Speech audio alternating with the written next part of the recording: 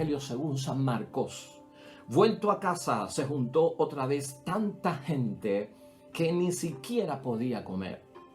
Al enterarse sus parientes de todo lo anterior, fueron a buscarlo para llevárselo, pues decían, se ha vuelto loco. Lo proclamado, hermanos y hermanas, es palabra del Señor. Gloria a ti, Señor Jesús. Hoy terminamos con un evangelio cortísimo, hermanos y hermanas, en el evangelio de San Marcos, capítulo 3, versículos 20 al 21. Y nos vamos a estar fijando y vamos a estar concentrando nuestra atención en la reflexión, en la meditación y en el descubrir la voluntad de Dios en una frase muy sencilla que tiene este evangelio, pero poderosa y profunda, hermanos y hermanas, porque aquí a Jesús lo tratan como si estuviese loco. La palabra de Dios dice fuera de sí, o que se ha vuelto loco, y esto viene por parte de sus parientes, una acusación o una interpretación acerca de nuestro Señor Jesucristo por sus posturas, por lo que dice, por lo que hace. Entonces, idea fuerza para ir discutiendo ya y entrándonos en el tema, hermanos y hermanas. Pensemos en esto. ¿Es Jesús o fue Jesús o el Jesús que nos presenta los evangelios en sus 3 años de vida pública? Ese Jesús es un Jesús que está perturbado mentalmente y es un fanático religioso. ¿Será verdad lo que algunos dicen de que ese Jesús en el que tú crees es un perturbado mental y un fanático religioso? Creemos nosotros, seguimos nosotros a una persona con un problema de salud mental hace 2000 años que se atrevió a decir 2 o 3 cosas y locuras y la gente se las creyó, y esto ha sobrevivido hasta hace 2000 años después. De eso vamos a estar hablando en la palabra de Dios hoy, hermanos y hermanas, porque son 2 temas importantes. Cuando la familia se te va en contra o se nos va en contra por nuestra entrega, por nuestra donación a nuestra fe, a nuestras creencias, al seguimiento de Jesús, al cumplimiento también en nuestra iglesia, en lo que hacemos en ella. Y por el otro lado, pues acusaciones de que estás muy fanático, estás muy entregado, te lavaron el cerebro, tú no ves bien claras las cosas. Así que vamos a poner esto en perspectiva, en términos tuyos si lo has experimentado, o en términos de amigos tuyos, amistades tuyos que necesitan este consejo. ¿Está tu propia familia en contra de ti por tu fe, por la forma en que vives tu espiritualidad? De alguna forma te han tratado como un fanático religioso. Por eso tenemos este tema, hermanos y hermanas, hoy, que lo estamos tratando de entender desde lo que le pasó a Cristo y desde lo que nos pasa a nosotros también. Porque nosotros imitamos a Cristo. Porque nosotros hacemos lo que Cristo hace. Creemos en Él y lo seguimos a Él. Esta visión que tienen algunas personas, que no solamente aparece en la palabra de Dios hoy, hay personas fuera en el mundo, hermanos y hermanas, en la sociedad, entre los que estudian el mundo y las cosas del mundo, que creen, hermanos y hermanas, que Jesucristo fue un hombre perturbado mentalmente como fanático religioso, por todo esto que menciona la palabra de Dios hoy. Hoy en Marcos capítulo 3 versículos 20 al 21, hermanos y hermanas, dicen que está fuera de sí. Otras versiones dicen que Jesucristo se ha vuelto loco. Y sobre todo el énfasis cae en sus parientes. En otras traducciones dice, los suyos, oyéndolo, salieron para apoderarse de él a la fuerza. Imagínate tú, esa es otra traducción que hay, un poquito más amplia, que nos añade conocimiento, ¿no? Los suyos, sus parientes, su familia, salieron de donde estaban para buscarlo y apoderarse de él a la fuerza. Esto es como ponerle una camisa de fuerza para que cese y desista de lo que está haciendo. Sus parientes. Esta palabra, los suyos, que aparece en alguna traducción, los parientes, que también se entiende como familia, también pueden ser amigos íntimos, hermanos y hermanas, o un grupo de allegados. La palabra de Dios en el Nuevo Testamento se escribe en griego y estas palabras a veces significan muchas cosas. Así que dentro de estos que se acercan, que vemos como parientes, aunque este capítulo completo, el 3 al final, nos da a entender que eran la familia. Ahí lo vamos a ver claro, en algún momento ahí está. En el capítulo 3 al final nos damos cuenta de que esos parientes son la familia. Pero de todas formas, en el caso nuestro pueden ser familias, pueden ser amigos íntimos, hermanos y hermanas, pueden ser nuestros allegados, que crean que nosotros por mantener la fe viva, por cumplir como Dios manda las cosas y cumplir su voluntad, hemos perdido la chaveta, perturbados mentalmente y nos hemos convertido en fanáticos religiosos, ¿no? Ahora, ¿por qué? Hermanos y hermanas, ellos traen esto. Hay una acusación también por parte de la gente que había en aquel tiempo contra Jesucristo, que lo acusaban de que Jesucristo se aferraba a no llevar a cabo lo que decían los ancianos. Es decir, que Jesucristo estaba con una nueva visión y con una tradición que era dañina y que era perjudicial. Por eso tal vez sus amigos querían hacer un bien de protegerlo para que no se meta en problemas, que se va a volver más loco si sigue con esto, se va a enfrentar a alguien que por lo que diga, pues a lo mejor lo matan, ¿verdad? A lo mejor la familia tenía un lado positivo que era, pues vamos a calmarlo, vamos a sacarlo de aquí, que está un poquito perturbado, ¿verdad? Pero Jesucristo, decían ellos, se estaba aferrando a unas tradiciones que eran dañinas y perjudiciales. Y ya hemos visto mucho de esto aquí, ¿no? Acerca de por qué Jesucristo nos presenta los tiempos nuevos, acerca de por qué Jesucristo proclama un evangelio que se conoció en aquel tiempo como la buena noticia, acerca de cómo Jesucristo vio que hay unas leyes pequeñas que tenemos que tener cuidado con ellas, no hacerlas triviales como elementos constitutivos de la salvación o no la salvación, del pecado o no el pecado, de lo que se puede hacer o no se puede hacer. Jesucristo predicó muchas cosas, hermanos y hermanas, que a la gente le caía como que fuera de órbita. Tienes que amar a tu enemigo, tienes que perdonar y tienes que olvidar, tienes que dar sin esperar recompensa. Tiene que haber sufrimiento, cargarás una cruz, vas a tener que dejar posponer a tu familia para seguirme a mí hasta el extremo de la profundidad de tu entrega. Se va a medir por tu disposición a dar la vida por los demás, incluso a morir y a padecer por el martirio si acaso viene a tu vida. Todas estas cosas la gente entendía. Esto es dañino y esto es perjudicial. Eso nos pasa a nosotros también, hermanos y hermanas. Sabes que nosotros no somos cristianos del montón, nosotros marcamos la diferencia, nosotros no hacemos lo que hacen las masas, lo que está de moda, lo que todo el mundo a lo mejor pues tiene un visto bueno y nosotros no lo hacemos, ¿verdad? Perdonar a una persona que nos hace daño, orar por nuestros enemigos y desearle el bien, no robar. Y si trabajo en la fábrica y algo está suelto y como estos son ricos y tienen demasiado material, que me lleve esto que está mal puesto, pues nadie se va a dar cuenta. Y nosotros no entramos en eso. No entramos nosotros, hermanos y hermanas, en ciertos desniveles que tiene la comunidad, de estar en barras, de estar en cosas nocturnas, amanecidos, perdiendo el tiempo en tal vez cosas que no son para la edificación de la persona humana y mucho más todavía cuando somos cristianas, con una moderación en cuanto al alcohol, con un no hacia las drogas, con un no total y cero tolerancia hacia la pornografía, hacia la lujuria, hacia el adulterio. Todo esto, hermanos y hermanas, puede ser visto incluso por muchas personas de que es de locos. El que un sacerdote, una monja no se case, siendo como que natural en la persona humana que desee tener familia, una esposa, un esposo, tener hijos. Como esta gente es tan loco, vivir toda una vida como célibe, entregarse de esa forma, sin expresar su amor, sin expresar lo que sienten por los demás a un nivel íntimo. Todas esas cosas, hermanos y hermanas, muchas veces para algunas personas es como que están locos, los cristianos están locos cuando se meten a hacer todo eso.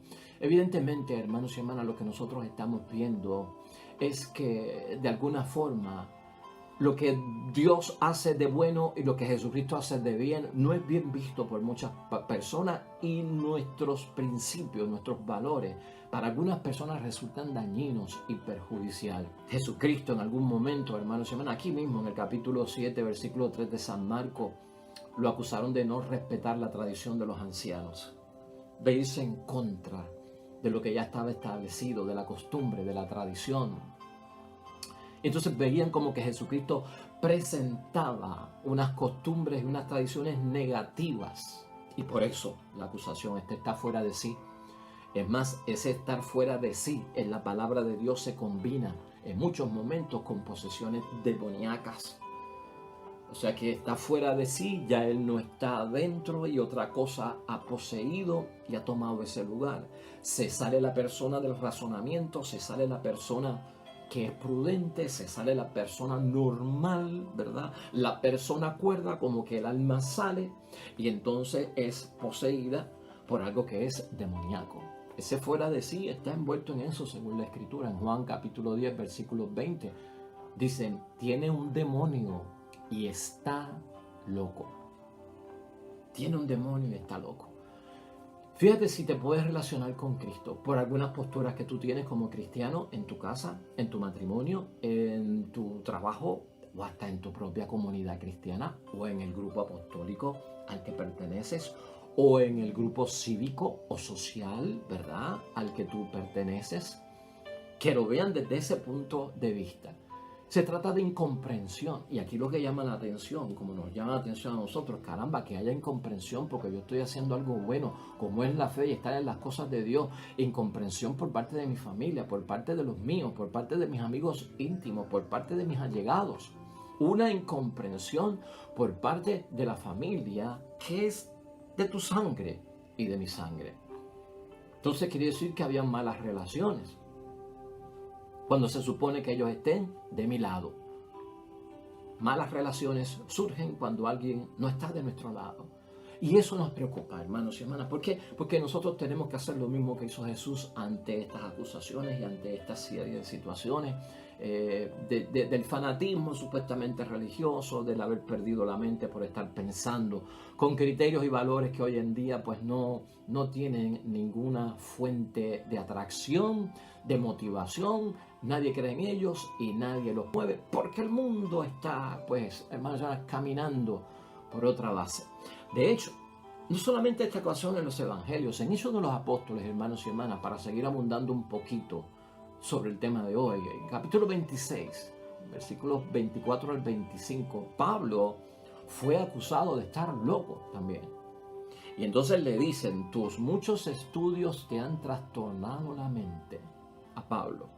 Tus muchos, después que hace un discurso, después que dice todo lo que cree, el seguimiento de Cristo, sus valores, sus principios, su fe. Hermanos, me han dicho, mira, toda esa inteligencia que tú tienes, todo lo que tú has invertido leyendo y escuchando y educándote, te has trastornado la mente. Tú estás loco. De hecho, en la primera carta a los Corintios, en el capítulo 14, 23, Pablo advierte a sus fieles que una vez tienen el Espíritu Santo y el Espíritu Santo empieza a actuar en ellos, unos van a decir que la forma en que nos comportamos por la posesión del Espíritu Santo puede ser signo de locura para ellos. Y entonces él habla ahí de por sobrepasarme en acciones carismáticas del Espíritu. Así dice la palabra. En acciones carismáticas del Espíritu, Pablo advierte, dirán que todos están locos, poseídos, hermanos y hermanas, por nuestro Dios. Cristo lo vivió, hermanos y hermanas, y muchos de nosotros podemos identificarnos con esto. Pues no somos un billete de 20 los cristianos para caerle bien a todo el mundo y debemos tener eso en cuenta. Pero ciertamente, hermanos y hermanas, el mundo está fijándose en lo poco para acusar de fanatismo. El mundo está fijándose en lo poco para hablar de que tenemos alguna perturbación mental al tener tanta entrega, lealtad, fidelidad a nuestro Dios. En un momento dado, yo tuve la oportunidad de leer una tirilla cómica de Charlie Brown, que a lo mejor tú la recuerdas. Y Charlie Brown siempre en sus tirillas cómicas, el autor de Charlie Brown tenía mensajes que podían impactar a la gente.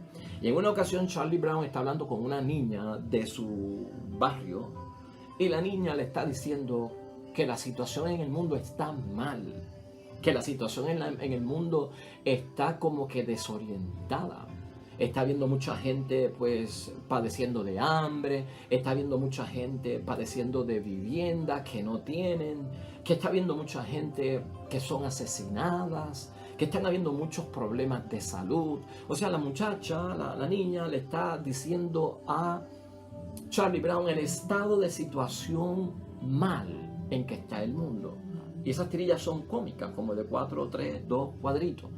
Y al final Charlie Brown le dice, pues yo creo que en conclusión, en base a lo que tú dices del estado de situación del mundo, lo que tenemos que hacer es orar a Dios. Tan sencillo como eso fue lo que dijo Charlie Brown. Tenemos que orar a Dios. Y la niña tiene un encasillado sola donde se está mirando a Charlie Brown y le dice, qué lamentable, Charlie, te has convertido en un fanático religioso.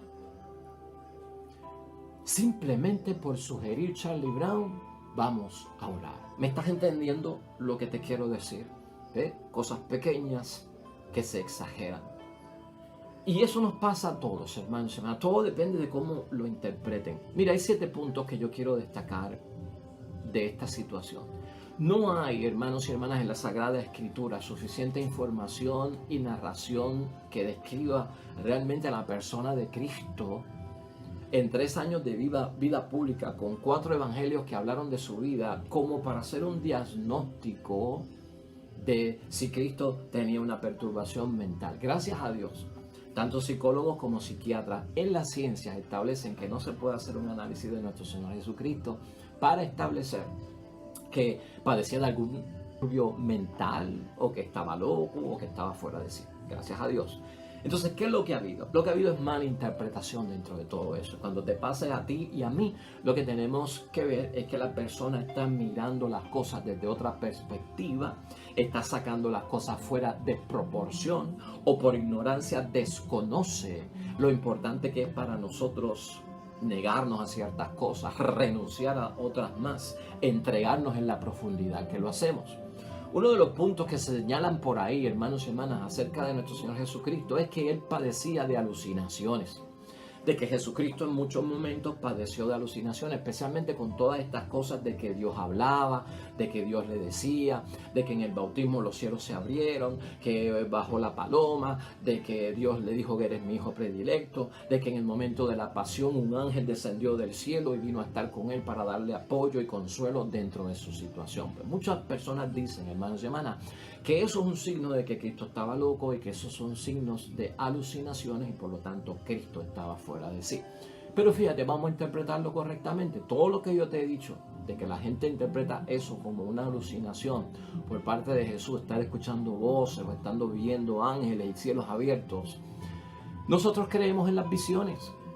Y Cristo las vivió y otros personajes bíblicos vivieron las visiones, hermanos y hermanas. ¿Qué es la visión o qué provoca la visión para un cristiano? Un estado de gran fervor religioso. Cuando nosotros tenemos un estado de gran fervor religioso, hermanos y hermanas, Dios nos puede hablar. Dios se puede manifestar y aquí lo hemos dicho, eso es convicción de fe. Eso no significa que estamos locos o que hemos perdido la mente o que estamos creyendo en pajaritos preñados, ¿no? Significa que nosotros, los cristianos, por la palabra de Dios, por lo que nos enseña nuestra congregación, nuestra asamblea y nuestra iglesia, creemos en las visiones porque Cristo la tuvo y muchos seguidores de Cristo entregados la tuvieron. Toda persona, hermanos y hermanas, que tenga un estado de gran fervor religioso va a experimentar cosas sobrenaturales, incluyendo el exorcismo, incluyendo la sanación. Así que vamos a tener eso de nuestra parte. Estamos haciendo lo correcto. No te quites nunca porque alguien te diga que te lavaron el cerebro o estás perdiendo la mente. En segundo lugar, hermanos, algunas personas dicen que Jesucristo realmente era un fanático religioso y era un perturbado mental en los evangelios porque padecía de arrebatos emocionales. ¿Cómo va a ser que este, que es un hijo de Dios, el Mesías, que es Dios mismo, experimente arrebatos emocionales? ¿De dónde sacan ellos que él experimentó arrebatos emocionales? Pues se fijan mucho en la limpieza del templo. ¿Te acuerdas? Cuando Cristo entró, cuando Cristo habló duro, cuando Cristo lanzó las mesas, cuando Cristo cogió el látigo, ¿verdad? Para poner las cosas en su sitio y habló de que el celo por la casa de Dios me consume. Muchos dicen que ese no parece ser el comportamiento de una persona que está totalmente en su sano juicio o es racional. Pero un punto que vemos ahí, hermanos y hermanas, es que Cristo de alguna forma, y vamos a entenderlo desde esta posición, quiso cambiar muchas cosas de afuera con autoridad. Cristo quiso cambiar muchas cosas de afuera con autoridad. Y es Dios. Y así se manifestó la cosa, abruptamente, hermanos y hermanas. Acuérdate que Cristo trató de que la gente creyera en Él primero por la palabra de Dios. Y muchos no creyeron. Luego Cristo utiliza los milagros para que si no me creen de palabra, me crean de obra. Y empieza a sanar y empieza a exorcizar. Muchos creyeron y otros no. Hubo una última forma en que Cristo, hermanos y hermanas, quiso enseñar todo de una vez y para siempre. Ya no fue de palabra, ya no fue sanando y exorcizando. Fue entregando su vida en una cruz y pasando por una pasión muy cruel para un hombre. Hasta ese extremo llegó Cristo, hermanos y hermanas. Porque a veces hay que llegar a un extremo. Si la gente no cambia desde su interior, tenemos a veces que transformar un poco ese exterior, aunque no es lo normal, pero estos son casos que son excepciones y no son la regla. Ese supuesto arrebato espiritual o emocional de nuestro Señor Jesucristo es cambiarlo de afuera con autoridad, hermanos y hermanas, porque no creen a la palabra, no creen a la obra, ¿no? Entonces, por ese lado, podemos entender lo que no se identifica necesariamente con ¿qué? Con una perturbación mental o con un fanatismo religioso. Otros dicen, hermanos y hermanas, en tercer lugar, que cuando Cristo maldijo la higuera, también estaba desbalanceado y como un hombre de Dios va a padecer enojo. ¿Te acuerdas aquella ocasión donde vino Cristo y maldijo la higuera y la higuera se secó delante de sus discípulos? Pues algunos cogen ese hecho y dicen eso es enojo, eso es revancha, eso es como una venganza. A nosotros se nos olvida, hermanos y hermanas, o a mucha gente se les olvida que Cristo tiene el poder de bendecir y Cristo tiene el poder de maldecir. El poder de bendecir lo tiene Dios. El poder de maldecir lo tiene Dios. Tal vez lo que no podemos maldecir somos los seres humanos, porque nosotros somos los súbditos, porque nosotros somos los fieles, porque nosotros somos los que creemos en Él. Nosotros somos la criatura, Él es el creador. Y el creador siempre en la palabra de Dios, hermanas y hermanas, puede bendecir y puede maldecir. Así que el maldecir de nuestro Señor Jesucristo, en el momento que lo hizo con la higuera para que se secara y que fuera una parábola y una enseñanza para todos, no es signo de enojo, es una enseñanza. Y el poder lo tiene porque Él es Dios y Dios bendice y Dios maldice. En cuarto lugar, hermanos y hermanas, hay algunas personas que hablan acerca de Jesucristo como un trastornado mentalmente por una serie de explosiones verbales de parte de Jesús. Una violencia verbal de maltrato por parte de Jesús. Esto lo hablan cuando Jesucristo arremetió, hermanos y hermanas, con los fariseos, ¿verdad? ¿Te acuerdas? Ese escenario donde Cristo los llama hipócritas, donde Cristo los llama como tumbas blancas por fuera, pero vacíos por dentro. Pues muchos dicen, eso son explosiones verbales, violentas con la persona. ¿Cómo les va a tratar de tumbas blancas y por dentro están vacíos, hipócritas? Ponen a la gente a cargar muchas leyes fuertes y ustedes no son capaces de poner un dedo para ayudarlos. Aquello fue fuerte, ¿verdad? Sí fue fuerte, hermanos y hermanas. Pero aquí hay que entender lo que significaba la hipocresía. Y en el tiempo que Cristo está usando la hipocresía, la palabra hipocresía no tenía el concepto tan fuerte que tiene hoy en día, porque hipocresía es una palabra griega que significa simular. Cristo lo que estaban diciendo, ustedes simulan una cosa por fuera y por dentro son otras. Eso fue todo lo que dice. Pero hoy en día esa palabra hipocresía es bien fuerte y denota una falsedad bien grande. Pero en aquel tiempo del primer siglo, lo que Cristo le estaba diciendo verbalmente a ellos era la actitud de ustedes. Una cosa es por fuera, otra cosa es por dentro. Es simulada y no cuadra. Y lo hizo con autoridad, hermanos y hermanas, porque no lo vamos a negar, claro que sí. Lo hizo con autoridad. Otros dicen que también eso lo llevó a llamar a la violencia. Y que Cristo fue capaz de llamar a la gente a la violencia cuando fue capaz de decir que el reino de los cielos solo se puede conquistar con violencia. Bueno, hermanos y hermanas, nosotros hemos discutido aquí que esa palabra violencia prácticamente se debe de traducir como decididos. Cristo lo que dijo fue que el reino de los cielos sufre violencia y solo los decididos lo conquistan, no los violentos. Eso es lo que hemos interpretado aquí correctamente, porque hay tantas traducciones. La Biblia no se escribió solo en español o en inglés. La Biblia originalmente se escribió, o por lo menos el Nuevo Testamento, en griego. Y para entender las palabras correctamente tenemos que ir al griego para saber lo que se significaba. Por lo tanto, ese acto no es incitar a la violencia, sino incitar a tomar una decisión, a decidirte por las cosas de Dios. Eso no es de locos, eso no es de fanáticos religiosos. Eso es de verdaderos cristianos y de personas que están bien preocupadas y ocupadas en su mejor estado de situación para agradar la voluntad de Dios. Además, en este cuarto punto tenemos que decir, Jesús también tenía el carisma de profeta, hermanos y hermanas. Y los profetas tienen como misión denunciar los males y los pecados del mundo y anunciar la bendición que viene por parte de Dios. En ese bendecir y maldecir, ¿verdad? En ese poner los puntos sobre las íes, toda la autoridad la tiene Cristo, hermanos y hermanas, porque un profeta, y Cristo era mucho más que un profeta, pero tenía el carisma profético y lo aplicaba en su vida pública. Él fue capaz de decir, esto es malo, esto es pecado, y de denunciarlo. Muy bien, eso es parte de su misión. Y de anunciar el bien, la buena noticia, la bendición que viene para aquellos que cumplen la voluntad de Dios. Estos son elementos constitutivos del Mesías, hermanos y hermanas. Estos son elementos constitutivos del proyecto de Jesús de salvación. Estos son elementos constitutivos de Dios con nosotros. Y no se pueden entender como locura, fanatismo o que Jesucristo estaba de alguna forma perturbado mentalmente. Ese estar fuera de sí también es el quinto, hermanos y hermanas.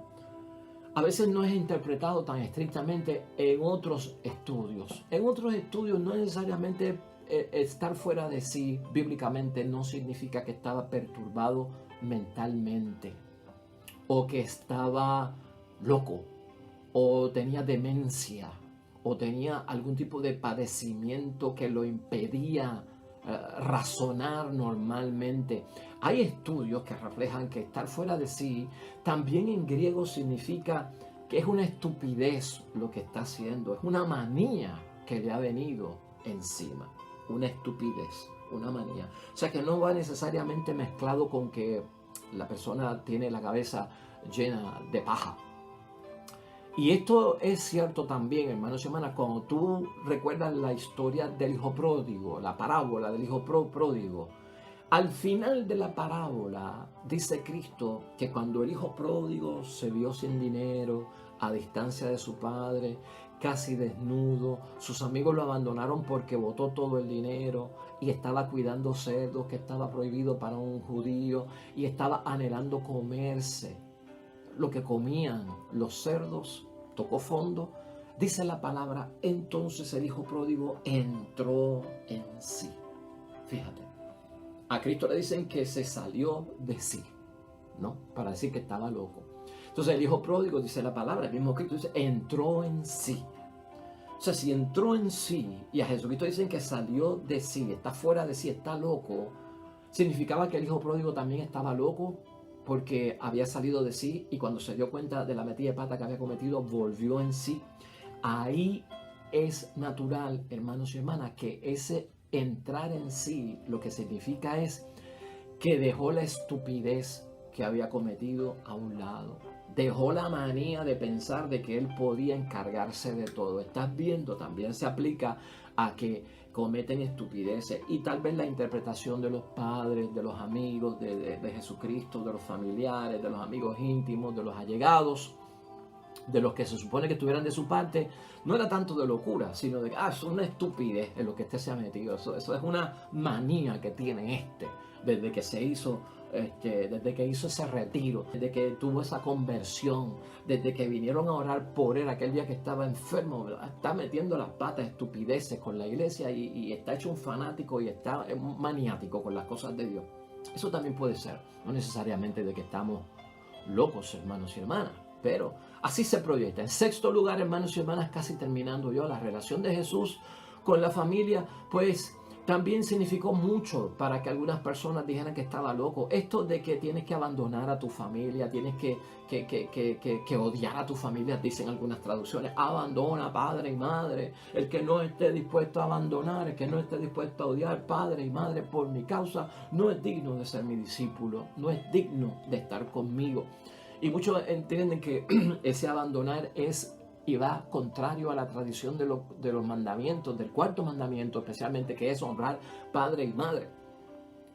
Pero nosotros aquí hemos aclarado, hermanos y hermanas, no es que Jesucristo es antifamilia o está en contra de la familia. Ese abandonar no puede ir en contra del cuarto mandamiento, que es el mandamiento de honrar padre y madre. Ese abandonar es posponer, es crear una distancia. No estás abandonando, es dar una prioridad, ¿no? Dios primero, la familia después. Dios primero, la familia después. No la estás abandonando, sino que el orden para el cristiano es ese. No la estoy abandonando, la estoy posponiendo. Tiene un grado de prioridad, pero es segundo cuando se trata de Dios. Y yo no la estoy dejando a correr su propia suerte. Es más, Jesucristo lo que motiva con ese posponer a la familia y hacer las cosas de Dios, como lo hace también el que se casa. El que se casa tiene que posponer a la familia, tiene que poner ahora su matrimonio en primer lugar, tiene que poner a sus hijos en primer lugar, y la familia de donde vino pues pasa a un segundo lugar, ¿verdad? Pero esto también significa que cuando yo pospongo y me retiro un tanto, porque ahora tengo otras cosas como Dios y mi propia familia, mi propio matrimonio, cuando vuelvo tengo una nueva visión, puedo ver con otros ojos a mi familia, los veo distintos. Porque la separación, el distanciamiento, crea que uno extrañe, que uno anhele estar más. Y dime tú si no es verdad. Cuando uno se distancia de la familia, cuando uno lo pospone porque tengo mi familia, tengo que ocuparme de ellos, papi y mami, nos dos podemos ver este fin de semana, mis hijos se gradúan, mis hijos tienen esto, tengo que acompañarlos. Pues tú sabes que te crea como un espíritu de anhelar, los extrañas, ahora quieres estar más con ellos, el tiempo que vas a estar con ellos va a ser valioso y lo vas a invertir bien. Eso es bendición, hermanos y hermanas.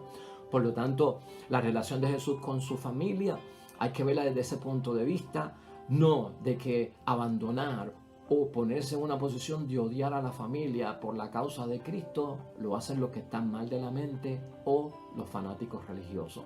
Y finalmente, hermanos y hermanas, el punto 7. La llamada de Jesús supuestamente a la automutilación. Muchas personas dicen que Jesucristo invitó a la gente a automutilarse.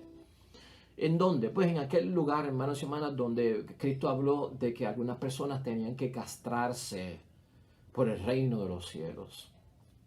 Eso no hay que entenderlo literalmente, hermanos y hermanas. Es el celibato, ¿no? No está invitando a Jesucristo a mutilarse los genitales para entonces entregarse y cumplir con el celibato delante de Dios. La persona va agarrando dentro de su vida un equilibrio, un balance, una fidelidad, una lealtad que lo va a llevar a mantener ese camino correcto y recto, a no desviarse en lo que es la entrega y la donación, a no tener relaciones sexuales o a no matrimoniar, a no casarse.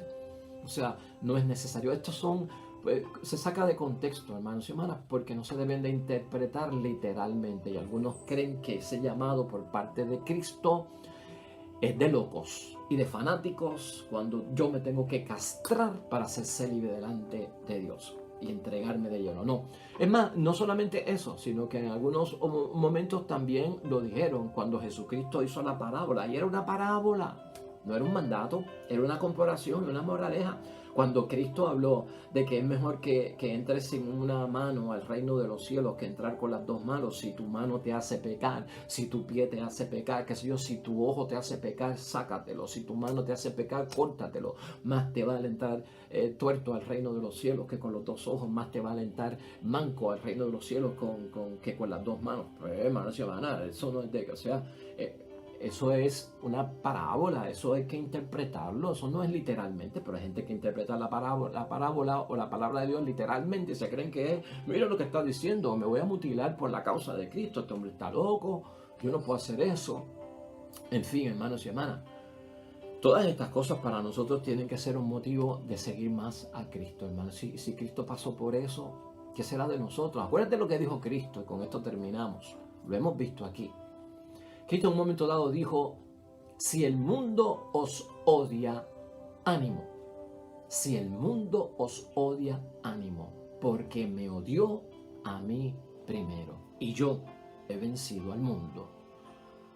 Si el mundo te odia, hermanos y hermanas, si el mundo te rechaza a ti porque te entregas a Dios, porque eres diferente y no haces lo que hace el montón, y no estás dentro de la muletilla y la ola que se lleva a todo el mundo, del espíritu del mundo, y estás junto a tu familia, a tu matrimonio, tus hijos, tu esposa y tu esposa viviendo como Dios manda, ten seguridad y ten ánimo en el nombre de Dios, hermanos y hermanas, porque hoy Dios en su palabra nos revela y nos manifiesta que estamos haciendo lo correcto.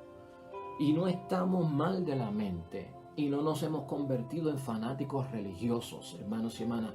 Simplemente lo que está pasando aquí es que de alguna forma nuestro fervor, hermanos y hermanas, religioso es intenso. Nuestro fervor religioso es leal y es fiel, porque eso le agrada a Dios.